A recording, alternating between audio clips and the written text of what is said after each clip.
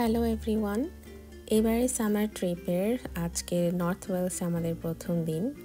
কি সুন্দর ঝকঝকে আকাশ সকালবেলা, কিন্তু একটু পরেই দেখবেন যে এই ঝকঝকে আকাশটা কি করে একদম গ্লুমি রেইনি ডে হয়ে যাচ্ছে।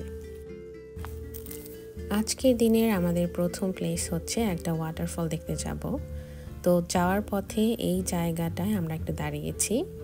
এই জায়গাটার নাম হচ্ছে ল্যান্ডবেরিজ লেক। এই পুরো জায়গাটা এত সুন্দর ছিল। এইটা একটা পুরো লেকের মতো, ওই পাশে পাহাড়, আর যেহেতু অনেক রেইনি ডে ছিল তো মেঘ ছিল অনেক। পাহাড়ের উপরের অংশটা পুরোটাই মেঘ দিয়ে ঢাকা ছিল।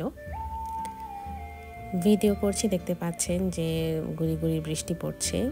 আমরা জ্যাকেট পরে রেইনকোট পরে দেন একটু হাঁটছিলাম।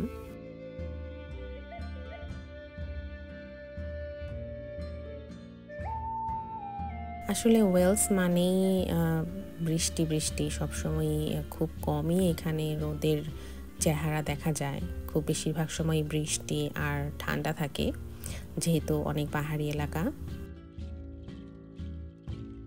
বৃষ্টি দেখে আসলে সবারই খুব মন খারাপ হচ্ছিল, কারণ আমরা এই সামার ট্রিপটা খুব আগে থেকে প্ল্যান করছিলাম। আর আজকে আমরা যেখানে যাবো, আজকে স্নোডোনিয়া মাউন্টেনে যাব। এটা আমার খুব শখের একটা জায়গা। তো সারাদিন যদি এরকম বৃষ্টি হয় কিভাবে আমরা যাব সেটাই শুধুমাত্র চিন্তা করছিলাম। তো দেখা যাক সারাদিন বৃষ্টি থাকে কি না। এখান দিয়ে ওয়াকিং পাথ আছে, এখান দিয়ে হয়তো বা লেকের পাশ দিয়ে অনেক দূর পর্যন্ত হাঁটার জায়গা আছে। অনেক লোকাল মানুষ দেখেছিলাম। জায়গাটা আসলে খুবই ভালো লাগছিল, কিন্তু বৃষ্টি আর ঠান্ডার জন্য খুব বেশিক্ষণ এখানে আমরা থাকতে পারিনি, কারণ এরপরে আবার দুইটা জায়গায় যাওয়ার কথা। তো কিছুক্ষণ সময় এখানে থেকে আমরা এরপরে আবার চলে গিয়েছিলাম একটা ওয়াটারফল দেখতে।